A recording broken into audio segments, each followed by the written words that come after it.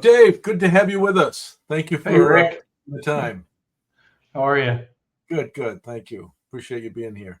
So I'd Sure. like to, just share with the audience more about you, about M. Louise, and in particular your experience with Vistage. So if that sounds okay, I'd like to jump right in.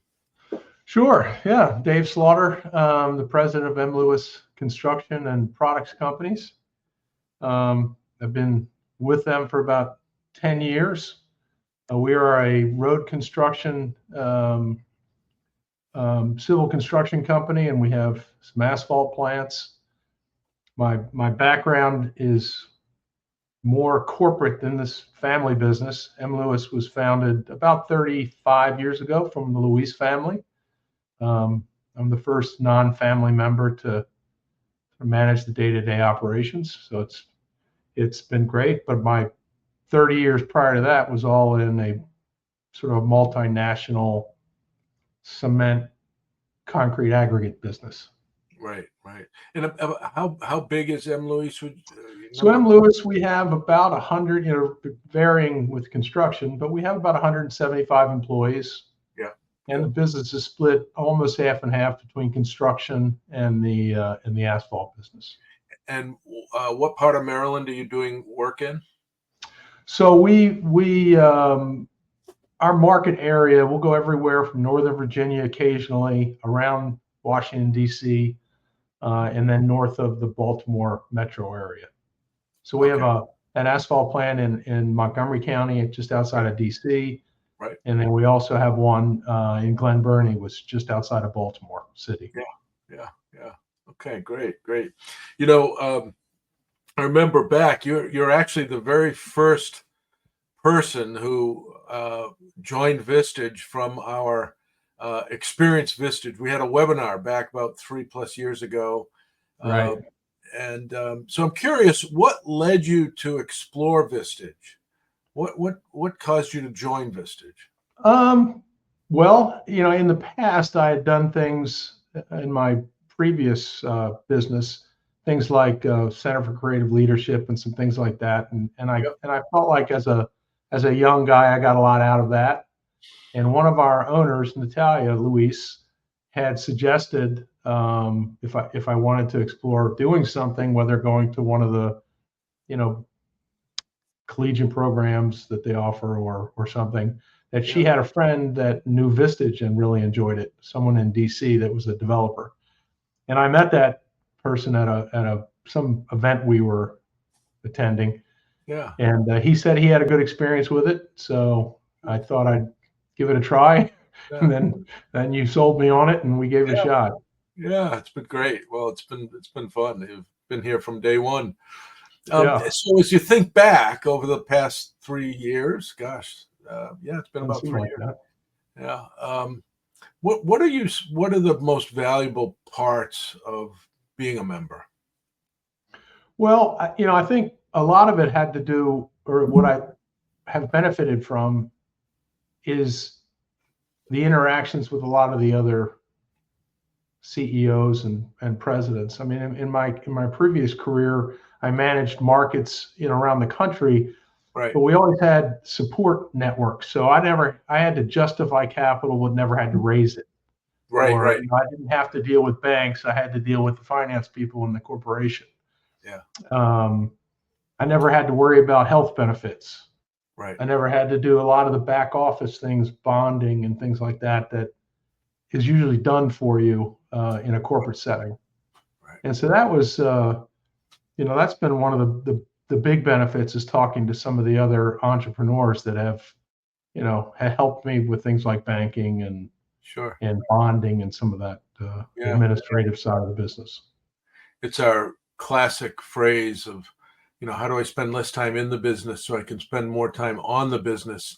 And it's really those on the business questions that are oftentimes new to our members, right, or more difficult to find somebody to talk to about it. And so that kind of fits with, really what we're about. Right. A core part of our meetings are, we ask whoever's hosting the meeting do a host presentation, but then we usually invite that person to provide an issue or opportunity they're looking at, and we go through a simple but formal issue processing model. What's been your experience with the, how do I approach that we use? Yeah, well, it's been interesting. It's been good. I mean, I've been on both ends of it. You sort of subject yourself to being very vulnerable now and then when you bring up something that's either shows that you don't, you're supposed to be in charge of everything, and every now and then in front of your peers, you have to say, listen, I've got this problem. I'm not sure how to handle this. Yeah, that's right. And it's usually a good exercise because we have a good group, and you can sort of open your kimono and tell everybody what the problems are, and they help you think through whether you're really focused on the right part of the problem or the issue. Yeah. And so it's been good. I mean, and sometimes it's a personal issue with dealing with stress with your family while you're stressed at work. It might be that for somebody, and sometimes it's I have a troubled employee, or I have a bad employee, or it could be just about anything. So it really helps to sort of delve into the issue a little deeper. Yeah, than you would on your own. It's those questions you didn't think to ask of whatever you're wrestling with, and someone asks that question, go, God, why didn't I think of that? You're glad they did, and it kind of gives some depth and breadth to whatever it is you're wrestling with. Yeah, that's kind of nice occasionally. I mean, I have not only the 10-year worth of group, but I think I'm one of the older guys in the group. Yeah. And it's often interesting to deal and talk with people that are new in their careers, but might be entrepreneurs. Right. And, I enjoy working with people that may not have as much experience or have not had the pleasure or trouble of going through some of these things. So that can be also, rewarding to help someone else. I'm so glad you said that. It's some of our folks, they come in and they're thinking, okay, am I getting something out of this? What am I getting out of this? And that's important. Yeah. I mean, you want a good return, but a big part of being in a group like this is what you're giving back to the group and the individuals. And, and I know you do that a lot. You're really mentoring a number of our other CEOs, and it's so good to hear you say that, that's rewarding as well. I mean, that kind of affirms what you know and where you've been, right. But it's also a very fulfilling and kind of rewarding part of the program. Yeah. Yeah, I appreciate that. So one question oftentimes I hear, especially with someone considering joining Vistage, is the time commitment. So it's a day, a month. It's 90 minutes a month with me. And not everyone's going to make every meeting. We try to get to at least 9 meetings a year, ideally more than that. But how do you manage the time commitment and, being able to get to meetings and get to, our one-to-ones?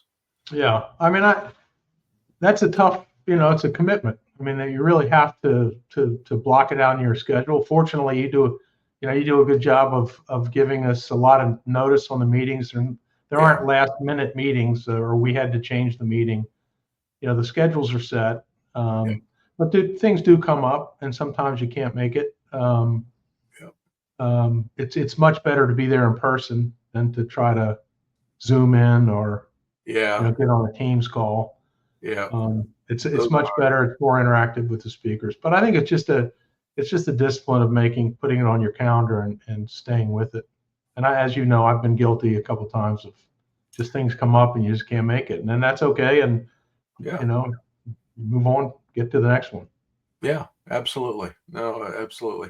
The other part of it, we think of the meetings, and that's a big part of it, but also every month we get together.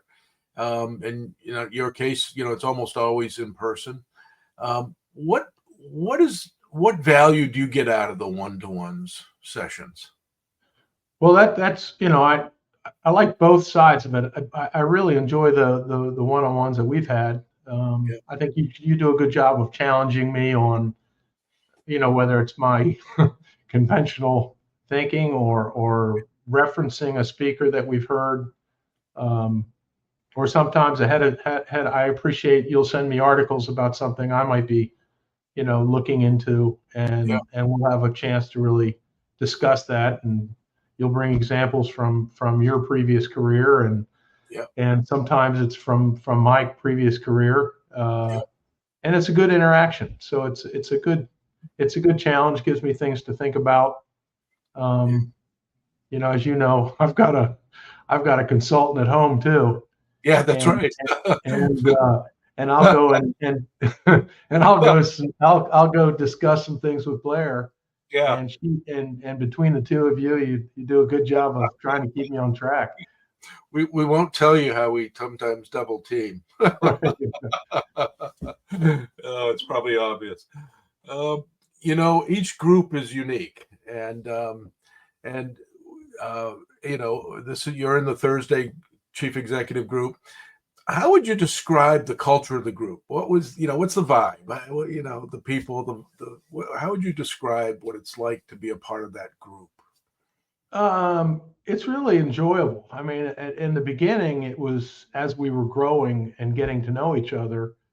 It was not awkward, but we were getting to know each other. And then as the group formed over the first probably 18 months, the sort of the diversity of the businesses and the tenure of people in their careers. I mean, we have sort of, corporate people, and then we have, entrepreneurs that are, wrapping spaceships with blankets and things that you would never, experience, or dealing with solar systems and things like that. So it's a very diverse group, but the problems are very similar. Managing people, managing customers, managing systems, technology, everybody's sort of struggling with the same issues in a different way, which makes it, sort of a camaraderie of, I don't want to say brothers in arms, brothers and sisters in arms, but we're all fighting a good fight, and I think there's a very good camaraderie between the folks. Yeah, it's fun, and we have our social coordinator, who it's fabulous. Right. So oftentimes he'll say, "Hey, who can stick around for dinner?" And might have a half a dozen people go out for dinner after the meeting, which is wonderful. That's good to see. Yeah, it's unusual. We all like wine. That binds us together too. We all like to drink. Yeah. It's a happy hours. I might want to edit that one. I don't know. Yeah. No, that's going to attract folks. And my last question for you, Dave. So, as what advice would you have for someone listening to this who's considering Vistage? What advice would you have for that? Well, I think you really have to interview your chair. In our case, I think the person really has to make sure that they have a connection, with the chair, like with you.